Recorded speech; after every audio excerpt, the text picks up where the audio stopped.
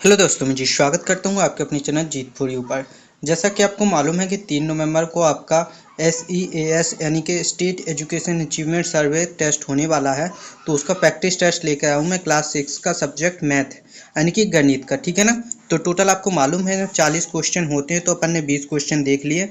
अगर आपने वो वीडियो नहीं देखी है तो आपको डिस्क्रिप्शन में उसकी लिंक मिल जाएगी, वहाँ से जाकर आप देख सकते हैं, ठीक है ना। तो पार्ट 1 अपन ने कंप्लीट कर लिया। इसमें 21 से लेकर 40 तक क्वेश्चन को अपन कंप्लीट करेंगे, ठीक है ना।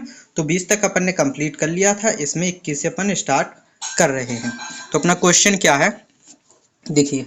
1 से 100 के बीच लगातार क्रमागत 7 भाज्य संख्याओं में कितने समूह हैं? कितने समूह हैं? तो देखिए इसका आंसर क्या हो जाएगा अपना, एक समूह है। कितने समूह हैं? एक समूह, ठीक है ना। 15 से छोटी कुल अभाज्य संख्याएं हैं। तो 15 से छोटी कुल अभाज्य संख्याएं देखिए कितनी हैं, अपन लिख लेंगे। 1 हो गया अपना, 3 हो गया, 3 के बाद क्या आता है? 7 आता है, 7 के बाद क्या आता है? 11 आता है, 11 के बाद कितना आता है? 13 आता है। तो टोटल कितनी हो गई? 6 हो गई, ठीक है ना। तो आंसर क्या हो जाएगा? सी। जो अभाज्य संख्या वो कहलाती हैं जो उसी से भाग जाए, ठीक है ना। अगला प्रश्न देखिए, 6 से 28 है। 6 और 28 है। 6 और 28 क्या होगा? भाज्य संख्याएं भी है, सम संख्याएं भी हैं और संपूर्ण संख्या भी हैं, तो उपरोक्त सभी हो जाएगा, ठीक है ना। इसके बाद अगर आप इसकी PDF फाइल चाहते हैं तो आप मेरे टेलीग्राम चैनल को ज्वाइन कर लीजिए। टेलीग्राम चैनल का नाम है जीत फॉर यू, ठीक है ना। जीत फॉर यू, लिंक इसकी भी डिस्क्रिप्शन में मिल जाएगी अपन को, आप जाके वहां से देख लीजिए। अगर लिंक ओपन नहीं होती तो उस केस में अपन डायरेक्ट सर्च कर सकते हैं जीत फॉर यू, ठीक है ना। आगे चलिए, अगला क्वेश्चन क्या है अपना, संख्या 5 के प्रथम 4 गुणज। 4 गुणज यानी कि जैसे कि 5, 15 ऐसे होता है ना। 4 गुणज का योगफल है, कितना है? 50, ठीक है ना। कितना योगफल है? 50। ओके, आगे चलिए। संख्या 36 के कुल वाहित गुणनखंड हैं। कितने गुणनखंड हैं? 36 के कुल वाहित गुणनखंड कितने हैं? ठीक है ना, 9। कितने गुणनखंड है? 9। अपन गुणनखंड करके भी देख सकते हैं। 1 से 100 तक के बीच कुल अभाज्य संख्याएं, देखिए ये तो बिल्कुल जनरल नॉलेज वाला क्वेश्चन हो गया। एक कई बार पूछा भी जा सकता है जनरल नॉलेज में, तो कितनी है? 25। 1 से 30 तक के बीच कुल संपूर्ण संख्याएं हैं। 1 से 30 तक के बीच कुल संपूर्ण संख्याएं हैं। कितनी संपूर्ण संख्याएं हैं? ठीक है ना, 2 संपूर्ण संख्याएं हैं। ओके, आगे चलिए। संख्या 1 है। संख्या 1 अपन ने आगे क्या देखी थी? अभाज्य संख्या। अभाज्य संख्या में अपन ने काउंट किया था इसको, तो अभाज्य संख्या हो जाएगी। संख्या 1 से 14 के बीच कितने अभाज्य युग्म यानी कि ट्विंस प्राइमर हैं? युग्म। वैसे इसका आंसर की में 3 दिया गया है। वैसे अपन देखे जाए तो एक 11 होता है और एक 13 होता है, तो इसका आंसर कितना होना चाहिए? 2 होना चाहिए, ठीक है ना। लेकिन आंसर की में कितना दिया गया है?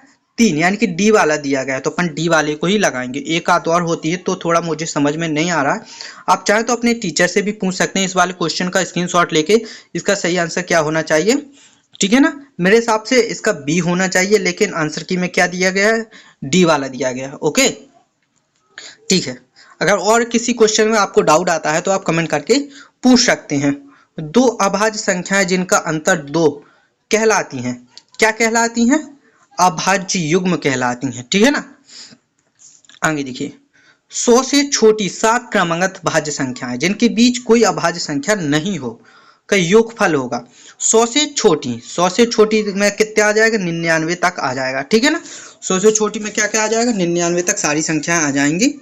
तो इसका आंसर क्या हो जाएगा अपना? 651, ठीक है ना।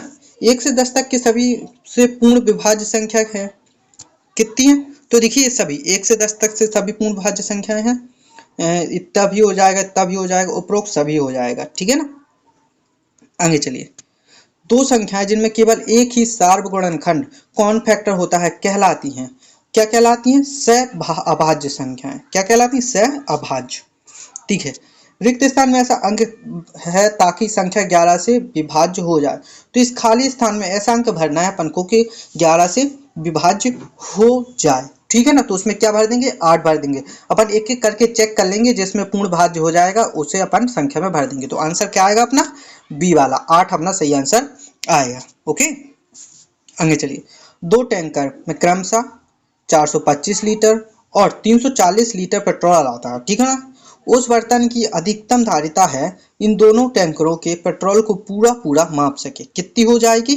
85। सी वाला अपना सही आंसर हो जाएगा। ठीक है ना, आगे चलिए।